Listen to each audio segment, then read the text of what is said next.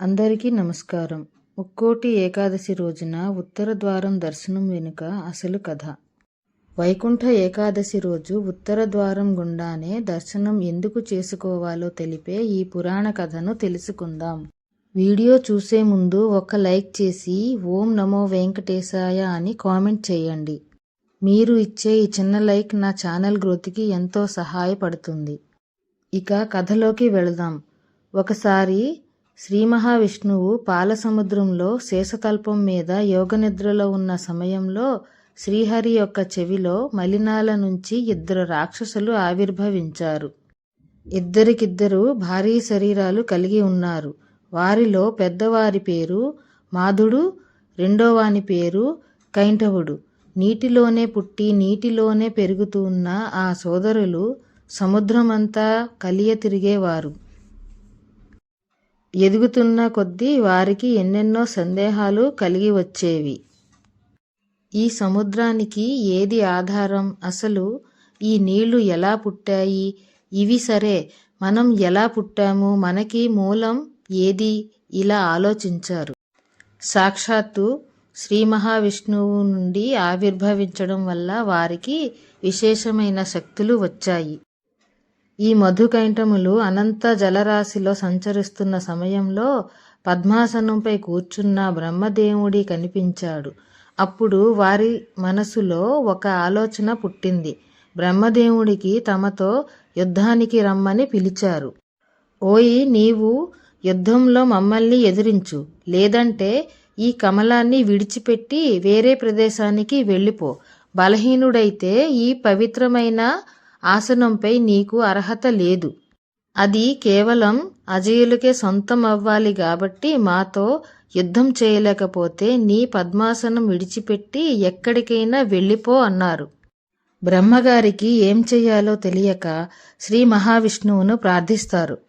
అప్పుడు శ్రీహరి ప్రత్యక్షమై మధుకైటములతో ఇలా పలికారు.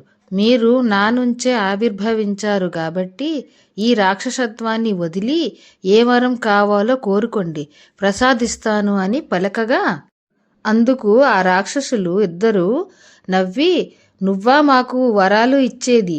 నీకేం కావాలో కోరుకో, మేమే నీకు వరం ఇస్తాము అని బలగర్వంతో అన్నారు. అప్పుడు వారి అహంకారం చూసిన శ్రీ మహావిష్ణువు, సరే అయితే నేనే కోరుకుంటాను, మీరు నా చేతిలో మరణించాలి అని అన్నారు.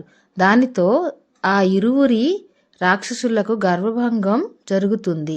మధుకైటవులు శ్రీహరితో ఇలా అంటారు, సరే, మేము నీ చేతిలో మరణిస్తాము, కానీ మాతో ద్వంద్వయుద్ధం చెయ్యాలి అని చెప్పారు. శ్రీ మహావిష్ణువు దానికి అంగీకరించాడు. అస్త్రాలు లేకుండా చేతులతోనే వారి మధ్య ఎన్నో సంవత్సరాలు యుద్ధం జరిగింది. ఈ రాక్షసులు మహావిష్ణు శరీరాన్ని తాకారు. విష్ణుమూర్తి పాదపద్మాలను దర్శిస్తేనే లోకంలో కెంపురుషులు, యక్షులు, ఋషులు, సమస్త దేవతలు తరించిపోతారు. అలాంటిది రాక్షసులు విష్ణుమూర్తి శరీరాన్ని తాకి గొప్ప అనుభూతిని చెందుతారు. అప్పుడు మధుకైటవులకు మరో ఆలోచన వచ్చింది.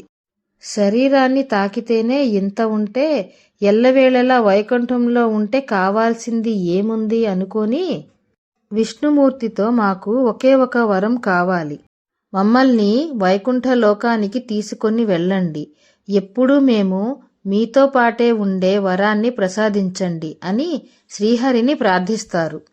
భక్తవరుడైన స్వామివారు ఇద్దరి మొరను ఆలకించి అందరూ వెళ్లే ప్రధాన ద్వారం నుంచి కాకుండా వారిని ప్రత్యేక ద్వారం ద్వారా వైకుంఠంలోకి తీసుకువెళ్లాలని భావించి వైకుంఠానికి ఉండే ఉత్తర ద్వారాన్ని తెరిపించారు. స్వామివారు ద్వారపాలకులైన కుముదాక్షులకు ఆ ద్వారం నుండి వచ్చేవారిని లోనికి పంపించమని ఆజ్ఞాపించారు. ఆనాడు ఏకాదశి పర్వదినం. ఉత్తర ద్వారం తెరవగానే మధుకైటవులు శ్రీహరి విష్ణువులో ఐక్యమైపోయారు. ఈ విషయం తెలిసి 33 కోట్ల దేవతలు కూడా ఉత్తర ద్వారం నుండే శ్రీ మహావిష్ణువుని దర్శించి మహావిష్ణువు యొక్క అపార కరుణ కటాక్షలను పొందుతారు. మధుకైటవులు విష్ణుమూర్తితో విలీనం అవుతూ మరో వరం కోరుతారు.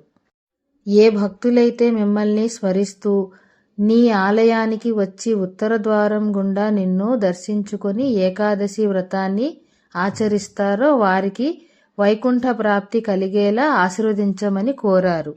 అందుకు స్వామి అంగీకరించి వారికి వరాన్ని వసగారు. అందుచేత ఆ రోజున వైకుంఠ ద్వారాన్ని తలపించే విధంగా వైష్ణవ ఆలయంలో ద్వారాలను ఏర్పాటు చేస్తారు. మామూలు రోజుల్లో దేవాలయాల్లో ఉత్తర ద్వారాలు మూసి ఉంచుతారు. కానీ ఈరోజు భక్తులు ఆ ఉత్తర ద్వారం గుండా వెళ్ళి దర్శనం చేసుకుంటారు. తిరుపతిలో కూడా ఈ రోజున వైకుంఠ ద్వారం పేరిట ఉన్న ప్రత్యేక ద్వారాన్ని తెరిచి ఉంచుతారు. సూర్యుడు ఉత్తరాయణానికి మారే ముందు వచ్చే ధనుర్మాస శుద్ధ ఏకాదశినే వైకుంఠ ఏకాదశి లేదా ముక్కోటి ఏకాదశి అంటారు. సూర్యుడు ధనుస్సులో ప్రవేశించిన అనంతరం మకర సంక్రమణం వరకు జరిగే మార్గమధ్య ముక్కోటి ఏకాదశి వస్తుంది. శ్రీ మహావిష్ణువుకు నెలవైన వైకుంఠంలోని వాకిళ్ళు ఈ రోజునే తెరుచుకుంటాయి కాబట్టి దీన్ని వైకుంఠ ఏకాదశి అంటారు. ఈరోజు శ్రీ మహావిష్ణువు గరుడు వాహనరుడు అయ్యాడు. కోట్ల దేవతలతో భూలోకానికి దిగివచ్చి భక్తులకు దర్శనం ఇస్తారు కనుక దీనికి ముక్కోటి ఏకాదశి అని పేరు వచ్చిందంటారు.